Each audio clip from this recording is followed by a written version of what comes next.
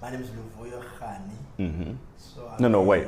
So it's pronounced Khani, not Rani. No, people like Rani. It's Oh, okay. What language is that?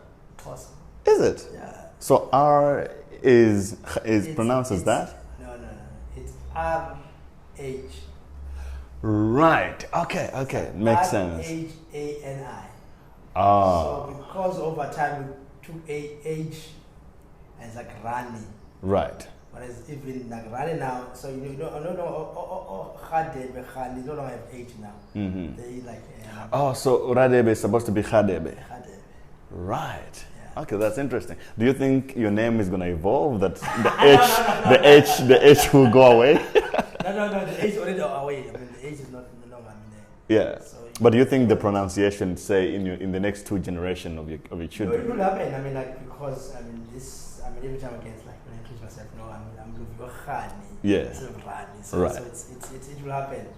It becomes like a common because everyone they kind of pronounce it like Rani, and Rani in India is like a queen. Okay. So it will go back to its origin. Oh, okay. Yeah, look, we can go back a long time. I remember when I used to live in Delft back then, a few years ago. Yeah. I used to go at your cafe to apply for jobs online. Wow. Yeah. So using our cafe that's been for employment. Yes. Wow. And that was the only cafe that existed at the time that was reliable, and the internet was working all the time. Yeah. And it was decent, if you wanted to print, everything was there. And I remember back then being inspired by it, like, if I want to run a business, I want this kind of class. Wow. Because in the townships, what mostly happen is that people don't really, I would say, they don't really clean up the businesses, So I think it's just that they don't know better, sometimes. And I was like, okay, if I would want to own an internet cafe, this is exactly how I wanted to do it. The branding was there, it's well painted, the customer service was good, and I didn't know. And eventually I got to learn about you when I went to Startup Ground. I was like, oh, okay, that makes sense.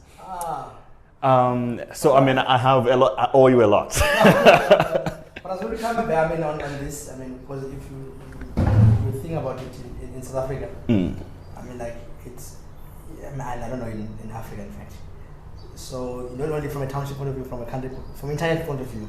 So internet cafes, by setup, you hardly find a good quality brand, which is well packaged and well positioned in a way that you scale it. You've got individual running their cafe with many things, and you don't have it. So I think we kind of learn from Khayelitsha in terms of how the model works, and then hence we take it and then we evolve it, and it's quite interesting now because we are in evolution now and changing now with time. Right. And it used to be a place where people were learning how to use computers, and it's really an integral part of the community. And it's someone who knew about technology but had no access at the time really had now a place where they can go reliably all the time. I wish just that if governments could understand how big or how important something like that is, to have it at that level of quality, not just having it. No, I think for me, always been, maybe I learned from Silulo. I think for me, always been entrepreneurs that are able to see the gap. So government, they probably not even getting it. Right. Not understanding in terms of so the only understanding is probably you need to be there in the township where you don't have access, you don't have a skill, and then probably few opportunities. So once you're there as an entrepreneur, it's part of an opportunity for you. For us it becomes an opportunity. So this, I think I see even the big noise now. About this cyber cafe, they talk about these the incubators, but I think can only be driven by someone who is entrepreneur driven. Government can provide a conducive environment for the type of but I don't think this is their space. Right. So it's space for individual to prosper in terms of how can they get funding, how can they be assisted, so they can grow from their businesses. That's a good point. Yeah, we share the same idea there. On says it's not really government jobs to do these things. Their job is to just create an environment where entrepreneurs can thrive if they want to build something. So let's get back to the story of how did this whole thing started. Well, I mean, like it's been, so this is going to be our 15th year now. Wow. In existence. We've been around for some time. So it started in Khayelitsha. I mean, like, so I used to be a teacher in Khayelitsha, so I saw a need from my colleague that they were struggling to use computers, and I resigned, and without any plan or any idea, and I just like resigned, and I started selling refurbished computers on the boot of my car. So my brother used to assist me in terms of that regard, and then from there I started growing from Time Cafe to training centers and IT support, and then that's how the model have grown over time. Awesome. You make it sound so simple. Like, I quit my job, then I'm selling it in the back of my car.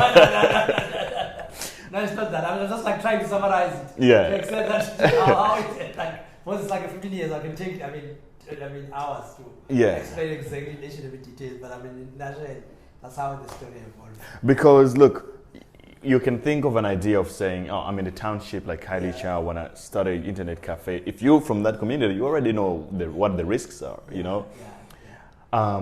What convinced you that, I can actually invest in this to the point that without even because when you start a business, you don't have insurance and things like that, right?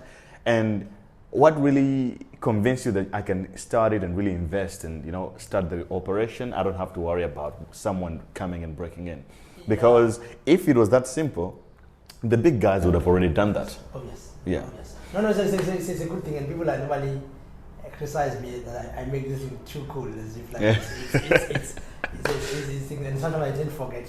I think maybe it's the way I am kind of tuned up. I'm trying to like always see positivity in any challenge. I always see good things. So we're kind of like to be in a space where you seeing this opportunity. I mean, as we are saying that, I mean, how I'm able to see around the risk and then also around security. And I think in a nutshell, I can say there are two types of entrepreneurs. There are those ones who are made to be entrepreneurs, and there are those ones who are born to be entrepreneurs. Yes. So a born entrepreneur, even made entrepreneur, in fact, you've got an foresight eye of looking things beyond your challenges comes in. Yeah. So when we started, for us, we were just selling computers, second-hand computers. So it was not clear of the cafe or for the training or the repairs. It was just like selling refurbished computers. Yes. But we respond to the opportunity. So teachers were buying these computers. Once they bought, they would put them in the room divide, so that they've been seen as if they have computers. So they didn't have a skill to use the computers. And we realized that we need to have a space where we train them. So by opening Health Cafe, it was a response to a teacher's need. Right. Whereas we realized that it's a huge gap around community. So it opens up now so that there are people who are looking for employment, they need a skill, they run their businesses, and they are coming to us now, but they're not skilling. And then we started, offering training for an hour, and then we opened a proper school now for the training. And then after we realized that these guys are buying the computers, they cannot able to service them, they need repairs, maintenance and support. And then we add, now it's more like they're getting mobiles, they have phones, and then they wanted to. So we always respond on the customers. So we always identify or see, spot opportunity and respond. And we're not factoring in. In early and most entrepreneurs, there's a weakness of entrepreneurs. In early stage, you don't factor in risk. Risk doesn't exist. So it's not even a word that you kind of like. Right. You always see great opportunity. That's a good point. For us, we've always been seeing opportunities. Yes. And I wonder when you actually started to say, okay, obviously you're running it as a one-man show at the beginning, and your brother helped you. I ran with my brother, and then because both of us, we didn't have any IT background, so we had to have a partner. So And then after that, I have sister-in-law joining us now. So we are 4 of us. But I mean, one left us. I mean, even the name Silulo is our name. Abbreviation is like Silulo Ulutho. So it's like come from, and it's part of our values now. It's come from us as individuals. Okay. So, but just like has been positioned as if like I'm kind of a face the face of it. Yeah. Because this guy said that I mean you talk a lot, you like cameras, so why not? Okay. That's kind of situation. Yeah. So at what point did you say, okay, you know, I'm gonna expand this to say different parts of the townships? And also, why didn't you say, okay, now, you know, I know how to run this show. Yeah. Why didn't I take it to town? But you actually stick to the.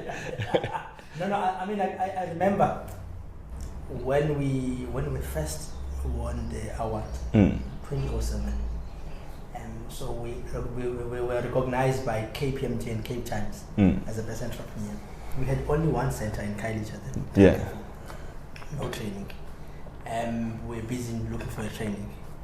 And I still remember sharing with people and sharing with even guys and sharing with us. I was saying that what you see in Khayelitsha is the same thing that we see in Soweto, in Tanzania, in Lazi, in Bulawayo, and in Zimbabwe. I mean, like in Mozambique. So I said that because people are staying in the township, they not being connected. So there's a huge gap that we identify in Khayelitsha. So I was saying that we are going to see Silulo in every township in the country because this is where the gap is. Yes. And so we saw the gap on ICT in our communities, and still today, as we talk about the fourth industrial revolution, the gap becomes wider and wider. Yes. And that's a gap, and we say we want to be in the township, not in town, because there's all the opportunities in township. There's nothing. Nothing. It's right. better. I mean, in township, it's like what you see here. It's far better than if you go to Eastern Cape or KZN. Okay. There's no infrastructure. You come in a smaller town. Right. There's not even a connectivity. The entire town depending on a mobile. So we bring this infrastructure in these areas and then you change the areas. So it's kind of like saying that you must have a bigger vision, that you see beyond. And then the amazing thing is just like we didn't have money at that time. We're bootstrapped. I mean, we didn't have anything, but we believe that this thing is like that. So it's not about resources and support. It's all about your vision. Right. So, yeah, you make it sound easy, but you make it sound easy. What do you mean? I mean, it's not easy to start a bit. You know, the thing is, how much business background did you have at the time? I mean, I grew up. My mother used to run a shipping. It was a way for us to survive. My grandmother also. Yeah, because my father, I mean, like he had a bond house that we were staying in, 3-bedroom house, that he was paying half of the money he was paying to the bond. So he couldn't. I mean, we were 4 boys, my mother unemployed. And we could not, cope. And my mother has to change the dining room and creating a shibin where people are drinking and using, spending time at home. So I grew up assisting my mother with customers, suppliers, and selling. But I was not, after grade 12, I was not sure what I want to do in my life. So I ended up not doing anything the first year staying in the township. So the second year I came here doing teaching. But after sometimes years working in the realized like my passion, my calling is entrepreneur. And then there, when I start entrepreneur, so I started with my brother. My mother is no longer working now, she's depending on us. So I had a 2-bedroom house to stay in Case River. I had a Cosa Light to pay, and I had a girlfriend, which is expensive, I maintain. So I was in debt. So there was so much mistake. I mean, to the extent that the house and the car it was mostly repossessed because of the bank. I was defaulting because it was not income. Yes. So for 2 years we ran a business on the Bootlegard.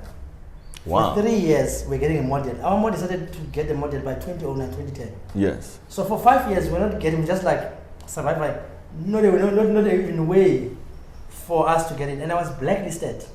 But to the extent that I could not even get money to get funding to fund the business. so I can fund the business. Yes. So I have to find a way in terms of, hence this word leverage. I have to leverage. I mean, I remember go to one of the radio station here is Bonnet. I mean, wanted to advertise our businesses. We didn't have money to even pay. I mean, we said, okay, we'll give you computer and IT support in return. You give us airtime. I remember going to one of the houses in Township in Khayelitsha, where we want to put a signage and logo. We didn't even paying for that. We said, okay, give us the space and your house, and then we can give you training. So I learned to leverage, in terms of like use what we have, and then how can you work with someone and get something around that now? And that word still is important even today. Right. That's you see, now I'm starting to understand. That's not easy. Now it's not on the surface. That is very challenging. So another thing that I would want to understand from you is, from what you said, you say things like leverage, right? And the things that you start to meet when you're trying to figure things out, you're in trouble. Now the banks are talking to you some language that you don't even understand, right? Things that you never even learned. So this is pretty much a challenge of people, mostly people of color in this country, that we don't, the way the system works is not really, we're not familiar with how it works because of where we come from, How did the mindset change for you to now understand what, because when you're running a business in the township, you don't even know that you can get money from the bank and run it. You start with what you have. At what point did things start to click that now you can go the corporate way? Well, it's a huge part in terms of barrier, in a sense that for many entrepreneurs, not able to understand how the banks works, the language and also concept that they're using for us funding. And for us, we as I'm kind of saying that because we're blacklisted, and then we didn't have any big uncle or any connection, and we're not even connected politically, so we were struggling in terms of able to get the funding. So what did we do? Were you looking for funding to grow the business? We were looking for funding for the business. Okay. We were turning down. The bank. They're not even talking with us, and it's very interesting that I never say with the bank, when you are starting and no one knows you, they don't even care. Once you have name, everyone wants to talk to you. You have offer for you that so everything becomes cheaper for you. Yeah. So we saw that the best thing I think in 2008 is to enter competition. So enter SAP Kickstart competition, and we won the best entrepreneur. Yeah. And then from there, I remember 2008 now, we looking for foundations, individuals. They've got a heart to give. So we met with TBN guys. First funding that we get it was from UK, about 500,000. And then second funding that we get it 1.5 million is from Betha Foundation. Sorry, so were you familiar with those kind of figures at that point, or what does that mean to you? I think that time we've been running for almost 4 years or 5 years businesses. Yeah. So we're in a position that for funding. In fact, even before for UK, the first funding that we get, it was more funding. It was more stock fund. So we encourage teachers to form a group of savings. So they pay 400 a month, 6 of them. Every month they buy computers. It was a way of teachers buying themselves. It was the first way. Right. And the second way, we went from, because when we opened didnt Cafe, we asked one of our supplier to give us computers, and then we paid him monthly, and then we're able to pay once we get the money. Right. So we're paying about 2,000 rand every month. Yeah. For 10 computers and a little bit of stock, which was quite expensive. So because that time I was a student now at UCT GSP, doing AIM course, and then I went through. They used to have a fund, which funds small businesses. They call it a center of entrepreneurship. So I went there. I asked for 26,000 to buy these computers, in order for us to move away from the debt, and they give us the funding. And then because I was driving this course for the last 4 years and 5 years, and we wanted a baki. So the following year, 2007, we all asked for the 50,000 for the baki, and then they gave us, and then we paid over 2 years. Then UK comes in and Bertha and then Kedis. So it's been a kind of a growing from 26,000 to 50 to 500,000 to 1.5 to 5 million. That's how the kind of progression. So you don't just go full. You go through step by step. Right. That's how, and I think it also, as much as we can say that, I mean, funding, understanding, it's a discipline to pay the debt. Right. That's key. Because nothing from mahal. It doesn't mean that you're in township, you must get. No, it doesn't work that way. So you must pay. You must pay back. You can negotiate 5% interest or, I mean, 5+1. You can negotiate that, but you must know that, I mean, you are getting money so you can pay it back. So, for someone in the township right now trying to start a business, what would you recommend as the best way to get into the mindset of understanding how the world works in the business sense? How the bank work? How do you actually negotiate interest rate? Because if you say interest rate, to people, we don't even think that that's something you can negotiate on. You know, if the bank says 10%, that's what it is.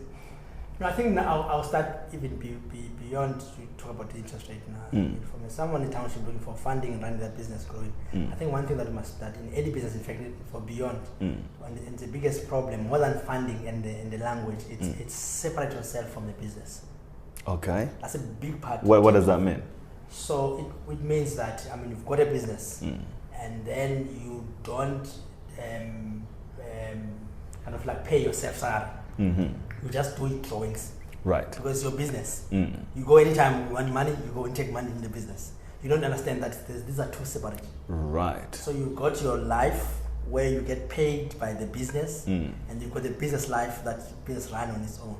So you don't take money for a business. If you get 5,000, you live by 5,000.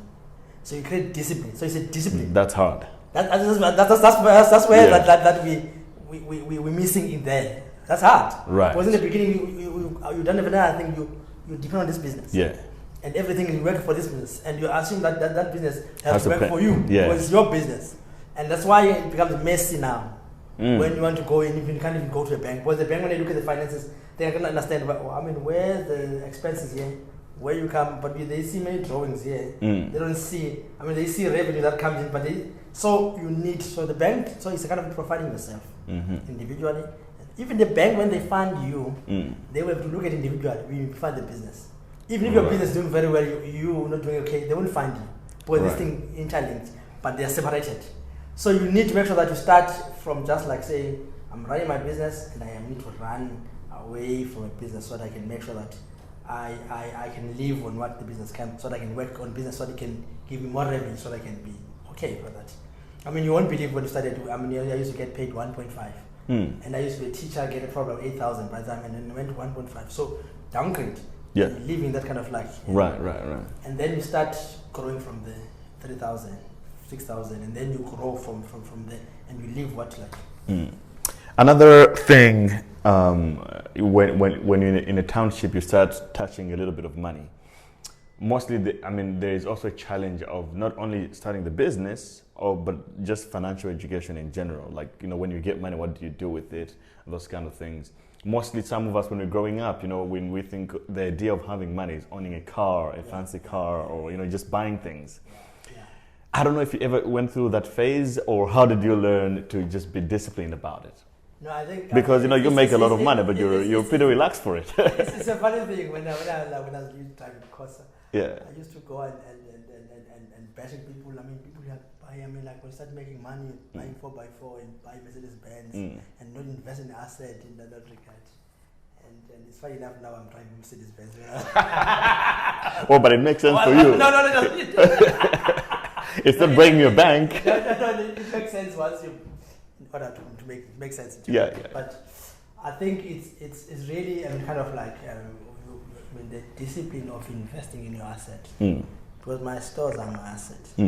So I can derive revenue from them because they're kind of making ongoing own revenue. But every day I derive money in terms of the stores. So you cannot able to not be using asset. And then when you start making it, you just like put it, from you buy yourself, expensive cars, you're living in an expensive house, you're living an expensive life. That it becomes maintenance issue. Yes. That you're not even able to afford with your business, which is the core thing, is like to invest in your business in all and the business is going to work for you. Okay. It's going to pay for you. So we tend to also mingle in the sense that not being, because we come as in a background where we didn't have. Right. So now we're starting having now, and then we learned and same. I'm kind of living in normal house. I mean, it's like it's not a 3-bedroom house I'm staying in. Where do you live now? I'm living next to Zenbachmon. Okay, nice. Close, yeah. It's closer where I am now, but I'm living there for the last 11 years, and I'm not thinking of moving now. There will come a time when I'm paying up the bond, and then I'll move to. So it's very understanding the financials in terms of how do you live in your means than living beyond, because it could have frustration. I could now be frustrated that I wanted to have more increase in the businesses and becomes a load in the business. Yeah. Whereas, I mean, you could live in your means and be comfortable in your means and not have pressure. So there's nothing for me to prove anyone. Right. So I can drive even in golf or any Uno. No one's going to question in terms of issue I had this man high. I mean, I don't subscribe this township thing that in order for businesses you must drive this kind of thing. For me, it doesn't work. It doesn't work that way. I mean, for me, and it's like that's a problem that makes our people impose. We're kind of focusing on material thing that doesn't mean anything.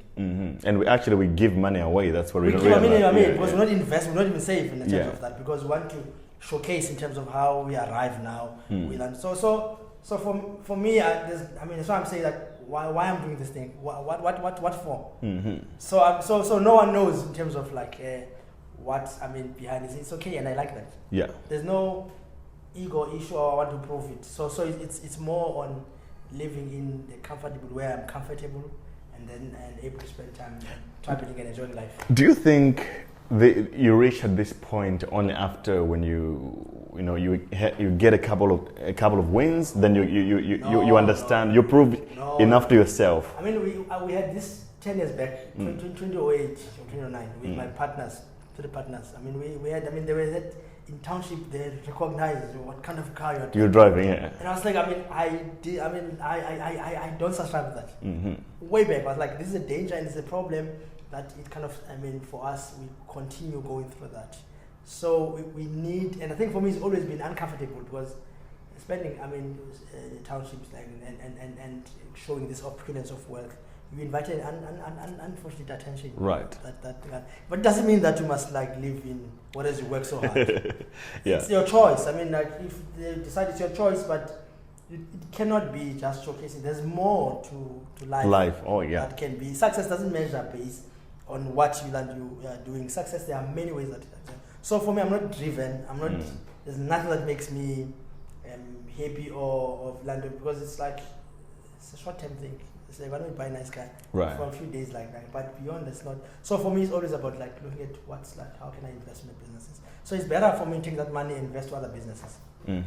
How many stores do you have now? We've got about 42 stores now. What? Yeah, and they're running every day? Running every day. They are pumping every day.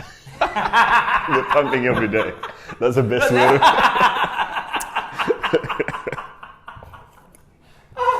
I need to join this team, the pumping team. Okay, well, and this is all in the Western Cape? No. In the Western Cape, we've got about 15 stores. And then in the Eastern Cape, I think we've got about 28. Right. And then KZN, the rest from KZN. All right. Yeah, so we had more. And the last 2 years we kind of like buy back some of the franchise and then we close some of the stores, and because we're busy now with deepening on the offering now, instead of like go we are more let's go deeper now, in terms of like offering, and then we'll go back to go at some point. Okay, so in terms of the amount of stores you have, how do you measure a success from that point? Is it just profits or? No. And also, how do you choose which area to go to?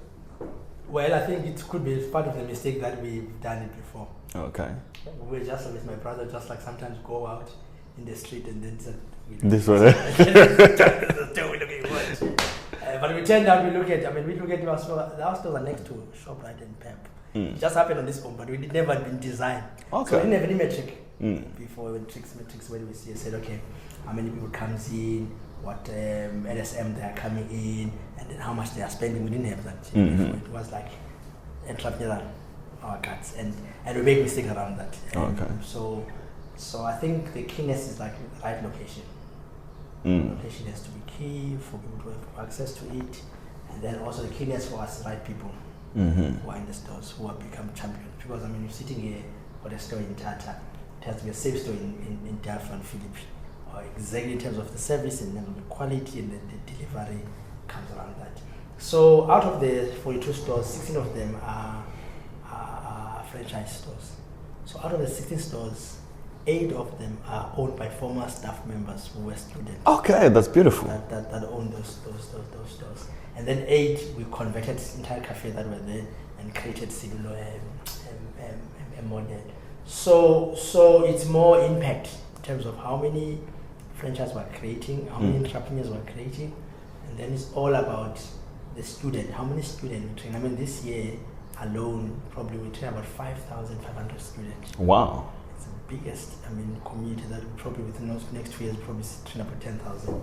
So we train about 5.5 this year, and then we for turnover, we kind of growing now. We've been in the last 3 years not been going so well, but this year we're kind of like changing things now. And at what point did you started thinking about quality? Yeah. Because, like we said before, the quality in the townships is kind of wacky, and mostly I understand sometimes because people are worried about security. Nobody wants to overinvest on the township investments. No, I think for us from day one, it's always been about dignity for customer that comes from us. So people can come in a space that it's a similar it's in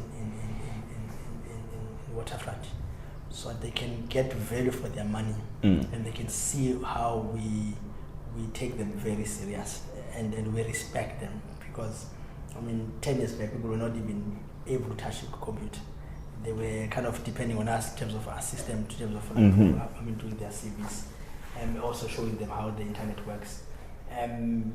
But that dignity that we are bringing in, that we invest, because we invest so much money. To set up a store probably costs about between 400 to 600,000. Wow, depending on how big it is. Yeah. So it's more on make sure that you change the way things are happening, and you give the value to customer. Customer wants value. Once they get value, they will be loyal to you. Yes. They will be able to make sure that the brand, they speak highly of you. So hence, maybe now as we grow now, we've got strong customers that they stand for us. Even if we go through difficult times, they will stand because we show something that they never had before.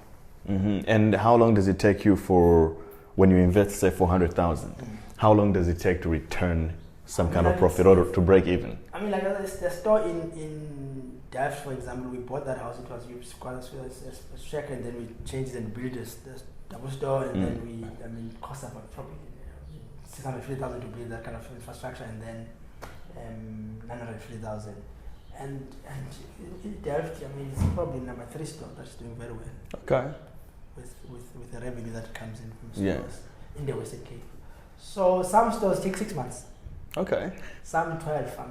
The return on investment, some 18 months. We've restored money. The bank should be running for you.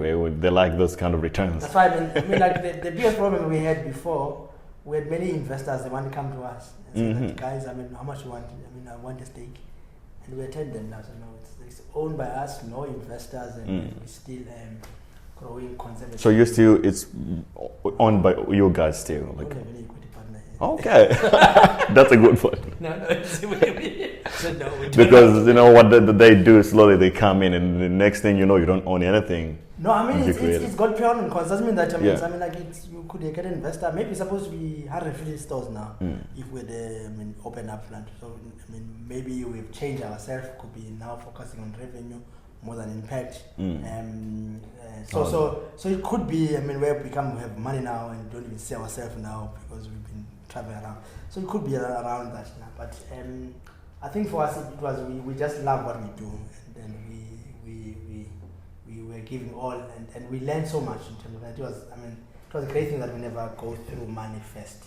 Just get for a lesson. So it will happen within 2, 3, 5 years that We might sell it or we might get equity. I don't know, but I mean we're open now. Right. So anything now, but I think it's been great, man, in terms of learning for a business, because I think what I've learned that you've got two types of entrepreneurs. Those one who can identify the market, like what we have done, market, bring this kind of like, and then those one that can accumulate wealth. Right. And then it's a rare to combine those two entrepreneurs. Right. So we're kind of in that transition where we combine these two things. We can be able to be part of this kind of business. How do you solve the security? How do you deal with the security issue in the township? Robbery is big. Well, I was saying that, I mean, like it's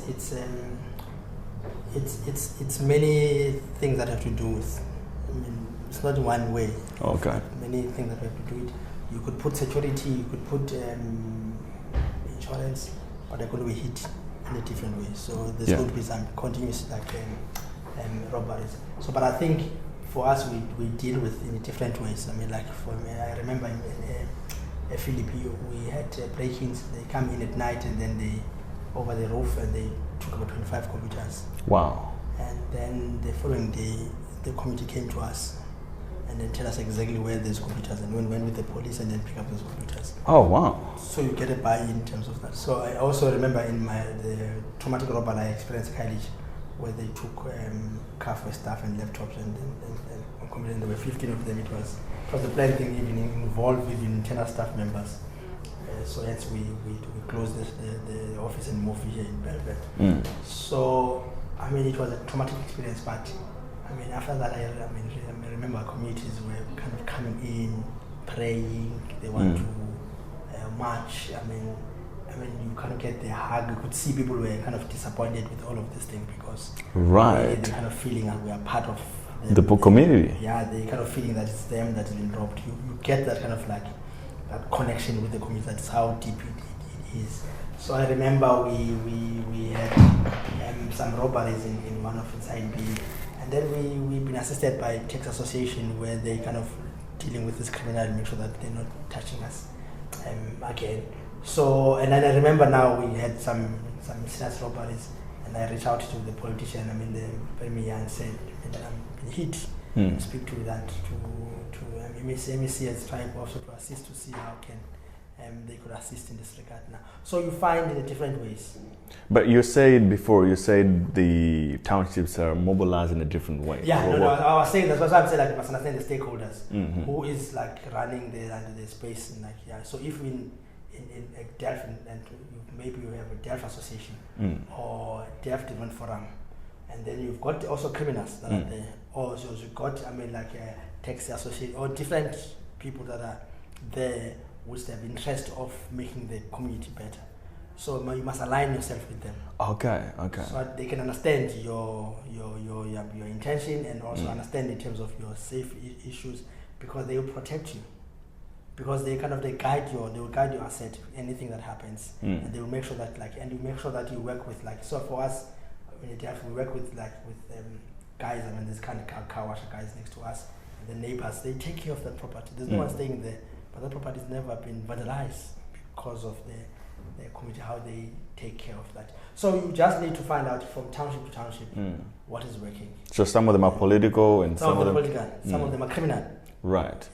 Criminals. Some areas are powerful, so they rule the land. So if you go there, guys, we are doing training here, no much more money, empowering people, your sisters, your brothers, your girlfriend are coming to us. Yes. So once a robber, you're robbing yourself. Yes.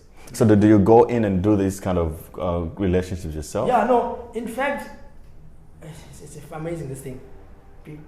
Criminals themselves tend to respect you. Okay. Well, they say that you are doing something different in their community. Yes, and once they understand that you're trying to help them, they're not going to because they respect you because your position, you're putting the area, and they are happy with you. No one will touch you. So if anything comes in, they will come to you. So you have to get the community to support you. Yeah. It's not really about getting big security or no. Right. Security is not you can spend much more fortune of money on security. We are in Belvedere, we spend a fortune.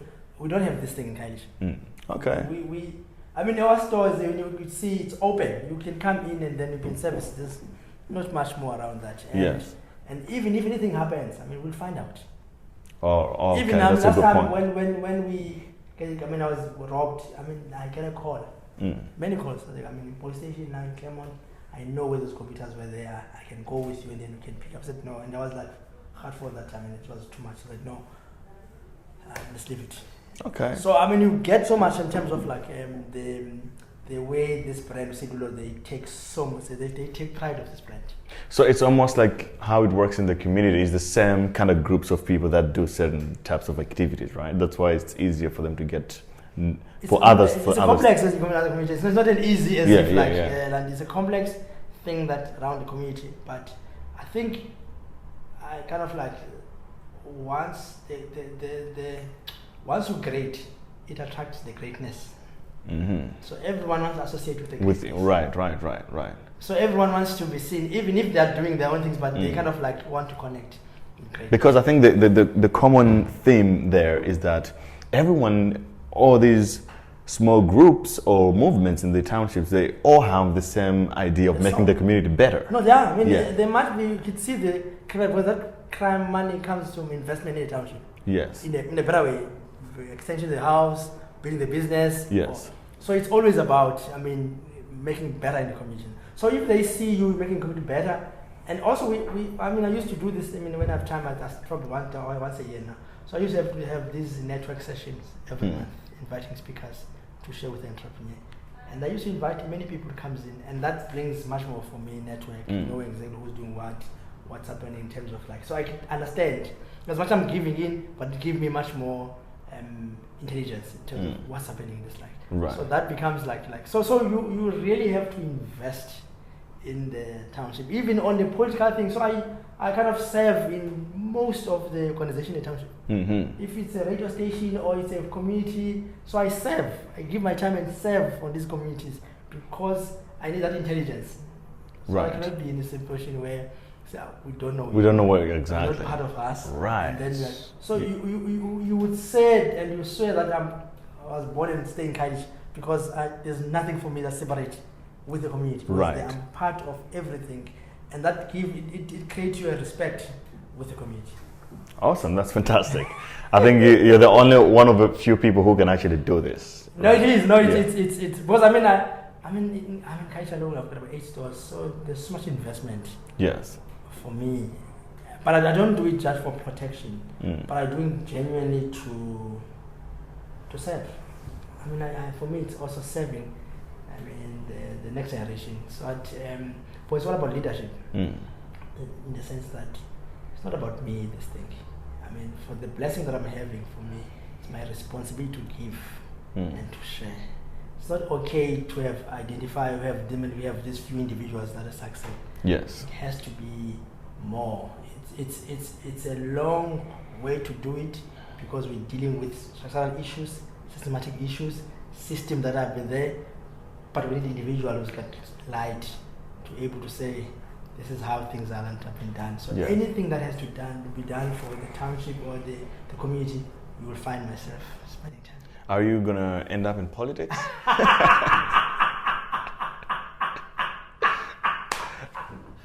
You sure? No ways. No ways. I'm too honest. Okay. And I'm so independent, and I speak the way it is. Right. And politics of today is about stomach. So I think probably they will destroy me. Okay. They're like, we don't want you here. Because the way what you see is what you get. There's no gray area. I don't push you. It's like what you see. So I don't think so today's politics. Maybe in 20 years' time, when we no longer about the party, it's about the value that we are bringing in. Right. Then I can enter politics. But currently, I've never been a member of any political party. I'm not interested to join any political party.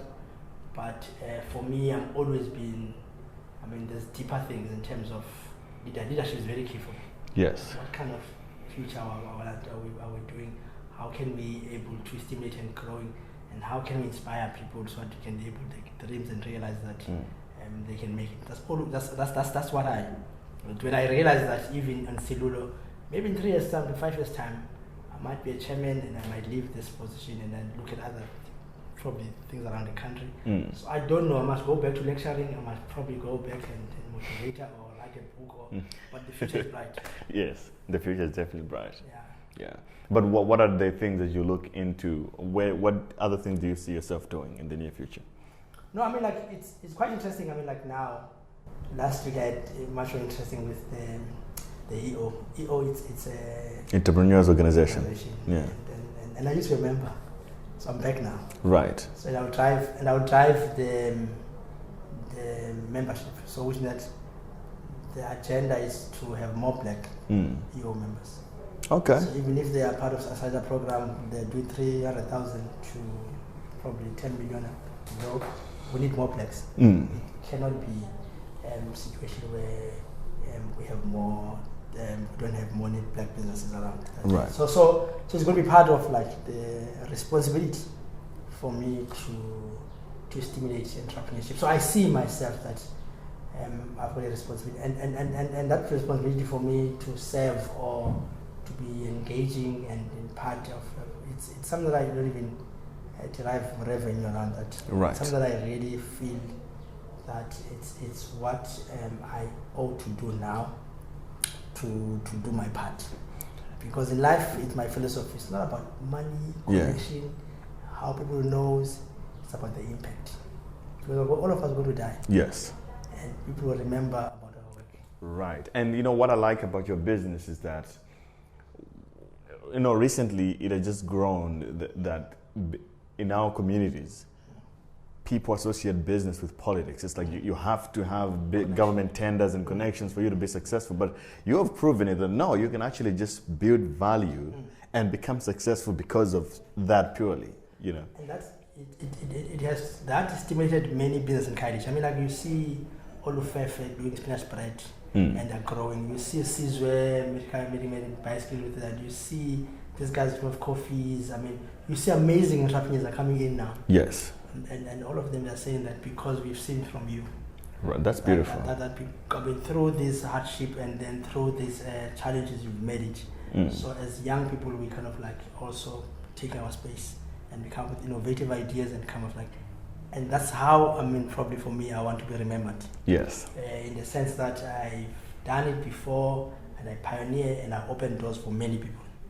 That they can come in and they run their own ways. That's how, for me, it's just like to say, how can I selflessly inspire and motivate many young people to see themselves in their own ways, not become me, in their own ways they could succeed. That's how, that's what it gives me joy, it gives me satisfaction. It's when that, and then I won't be surprised in years to come, maybe 3 years to come, I might look at having fund to fund some businesses and have some stake in these businesses, because the more I interact with them, the more I kind of think that there's a gap here. There's a gap, not from a money point of view, there's a gap in terms of bringing expertise, know-how, and the network. I think that is actually the biggest handicap in most businesses, because people think it's always money, but you look at small businesses sometimes, like they don't really need money. You know, if somebody would just show them what and connect them to the right people, and that's the key. Yeah. So I mean, some of the business I might even get, I mean, through sweat capital, not even have, I mean, funding, but I can open doors that they can, because I've got so much now in terms of access. I've got so much access, so I know who's doing what. And I can go out and approach it because I've built myself. People knows my profile. No one's question now, who's this person? So it's anything, I can refer you, anything, because they will know. Because, I mean, what's important in this journey? Your integrity. Yes. Your word must be. Because one thing that we have, it's your word. Your word, It's not about money, it's your word. You can have money, but don't have integrity, and then you are not going to sustain. Very lastly, this is a question that came from the audience. Somebody asked, if you had to pinpoint the 3 most important points in your life, critical points, which ones would you choose? Points that in terms of the journey, or throughout your journey that were critical, that were key. That okay, this point is critical because this happened, and this point and that point. Sure, there are many critical points. I mean, where for our journey. And others, they are still, I mean, part of us. I mean, still holding. I mean, so I think the third point for us is more to have the partner, which comes in, because we were selling these refurbished computers and they were coming back for us, and we couldn't fix them, and because we didn't know how to fix them. So he came in. So by coming in, he changed our business. Yes. Because he brings much more value on the businesses that for us to grow. I think another critical point that I don't talk about it because we benefited a lot. It's BE. So I think we probably get about almost 8 million around enterprise development from companies. And it was a nice time that time. It was companies were just doing this thing for ticking the box. They were not looking at anything. So they will give you money. So some of the stores like MWeb, Vodacom, Telcom, they put money on Silulo to build some stores in the beginning. And so it was for us, it's like we never through that.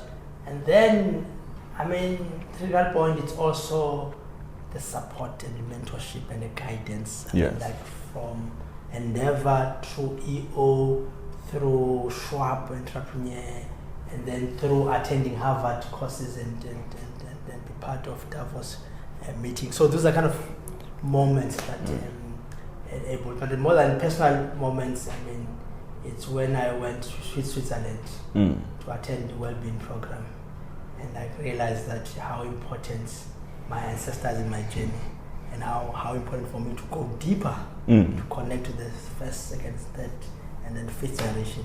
I can know where I come from. Before I wasn't probably paying much more attention, but I realized that how deep it is, because we may think that it's on our own way, but people have paved the way for us where we are. Right. Well, what do you mean by that? By going five? So I mean like, so you've got your forefathers that come from. So some have blessings, some have curse in your gene. Makes you.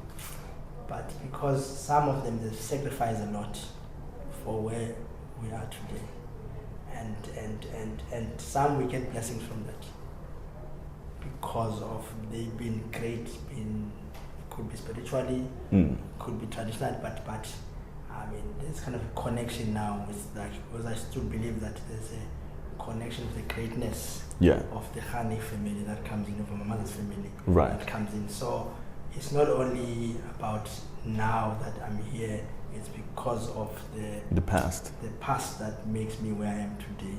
So you have to honor that, and honor that because you are a human being that comes from these individuals that cope with you, and those are individuals, they kind of there for you to make sure that you're able to achieve things that you're supposed to achieve in this life. So it's the same thing that you have, like the presence of God in your journey. That when I was struggling to get education, I was struggling even for home, where the spirituality in terms of like able to connect it, and God being present in those kind of difficult times. So those are kind of things that you kind of realize when you a human being is made of 4 things: emotionally, spiritually, psychologically, and kind of physically. Those are kind of things that makes you, and how important it is to look up at those things in your life, so to become a kind of a life where we kind of like surrounded, and then also how important in terms of like individually to have time to pray, to meditate, to connect with the word, and also time for silence so you can connect, because all of this hype you need kind of time away, and then you probably learn through that, and they make you better so they can prepare you for things to come. They don't break you. Yes, because the business game can break you sometimes, eh? No, can break you. Yeah. You can broken in a way, because I mean, like, how do you manage to have suppliers that you can't pay, or your staff members you cannot even pay? You're right. Or your